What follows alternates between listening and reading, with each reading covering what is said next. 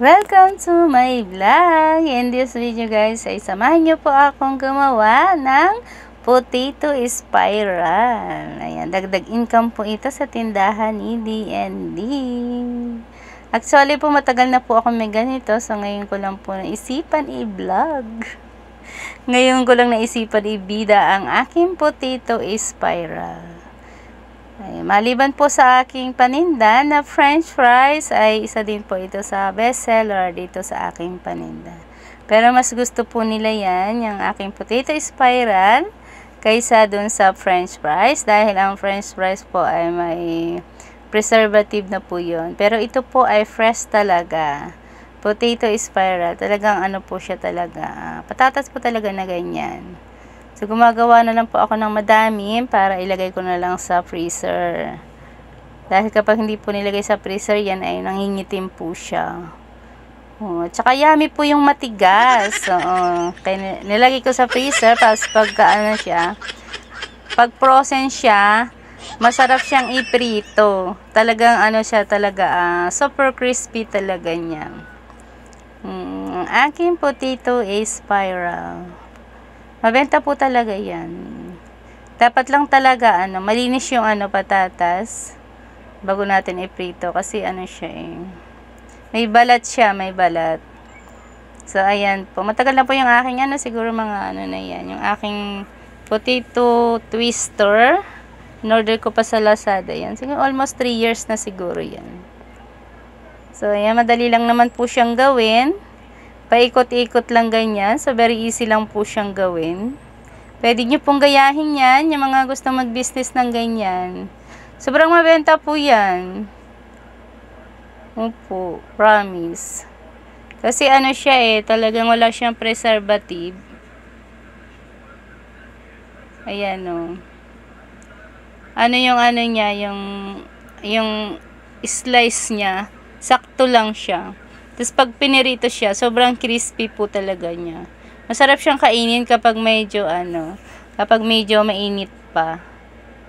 Hindi na siya medyo masarap kapag hindi na siya mainit. So, ayan, marami na po akong ginawa. Bumibili na po ako ng maraming patatas. Sa palengke po ay mura lang ang patatas kapag per kilo ang binibili. So, importante lang po sa mga nagninegosyo ng ganyan, humanap po tayo ng supplier na mababa ang presyo para po panalo tayo sa profit. Ayan.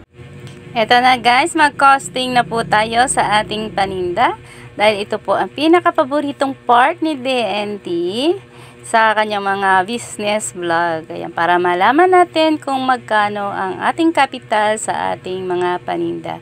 At para syempre malaman natin kung magkano ang ating profit sa ating mga paninda. Ito na po, meron po tayong potato, 6 pesos po ang bili ko niyan sa isang piraso.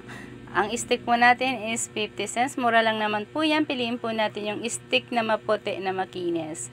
So, mayroon po tayong oil, 2 pesos. Ang cup po is 50 cents. Mura lang po naman ang bili nun. 50 pieces is 25 pesos lang. So, 50 cents lang po yun. Meron po tayong sauce na piso. Ang sauce po niyan is yung burger sauce. Pero kung gusto niyo po kayo ang mag-mix, ketchup lang po yan, tsaka mayonnaise. Ayan, konti-konti lang naman po ang gusto ng mga customer niyan dahil ayaw nila ng sobrang masos. Ang total capital po natin is 10 pesos. Ang retail price po natin, ang benta po natin sa isang order is 20 pesos. Mura na po yan. So, may profit po tayo na 10 pesos sa bawat order. So, sabihin na po natin, maka 30 pieces po tayo na mabenta sa isang araw. I-times po natin yon sa 10 pesos na profit natin per order. So, meron po tayong 300 pesos po na income sa isang araw. Kung ang kita po natin daily sa ating pagtitinda ng potato spiral is 300, i-times po natin yung sa 1 month. So, meron po tayong income na 9,000 a month. So, dyan naman po natin babawasin ang ating kuryente na ginamit sa pagluluto natin ng ating potato spiral. At kung mayroon man po tayong tagatinda, ay dyan na rin po natin babawasin. At yung sobra po dun sa 9,000 na kita natin a month is yun na po yung pinaka-profit natin sa pagtitinda natin ng potato spiral.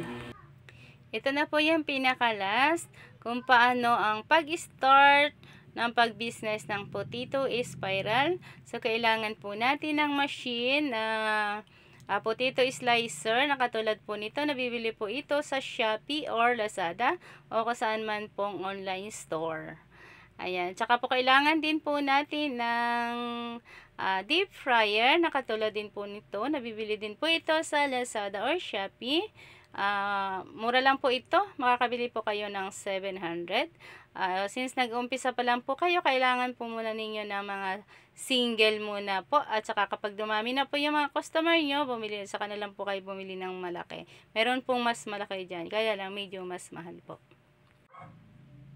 Dito na po nagtatapos ang aking video, at kung nagustuhan mo po ang aking video at bago ka sa aking channel, paki-subscribe na po ang aking channel, paki-like na rin po at paki-hit na rin po ang notification bell para po updated ka pa po sa aking mga susunod pang mga business vlog. Maraming salamat po sa panonood ng aking video. Salamat po sa mga nanonood at sumusuport sa aking mga upload videos, lalo na po ang aking mga teammates, Team Borny Ball, Sir Admin Borny Ball Vlogs. Maraming salamat po. Team Paangat, Brownilo Magnayo Mix Vlog. Team Good Vibes, Kuya Naldo, thank you very much sa parating pag-support sa aking channel. At sa lahat ng aking mga members channel, thank you very much po sa inyong lahat. Lagi ko pong sinasabi, samahan po natin na panalangin ang bawat nating ginagawa, lalo na po sa pagbibusiness natin, ay samahan po parati natin ang panalangin para po tayo ay laging ligtas at magtagumpay at umasenso sa ating negosyo. Bye everyone! Maraming salamat po and God bless us all. Bye!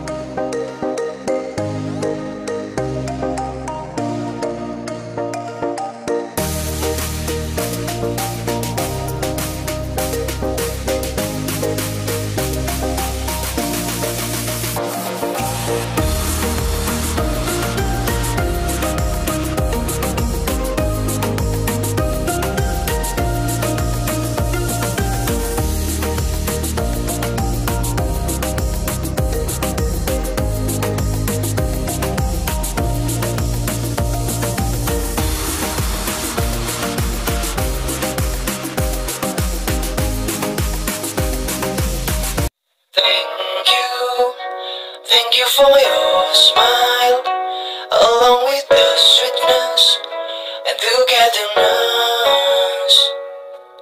Thank you, I will say goodbye.